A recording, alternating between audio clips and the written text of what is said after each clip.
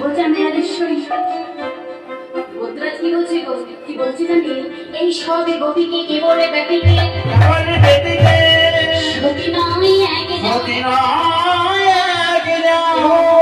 এক সতী ভূত ভবিষ্যৎ শোনো দিয়া সবে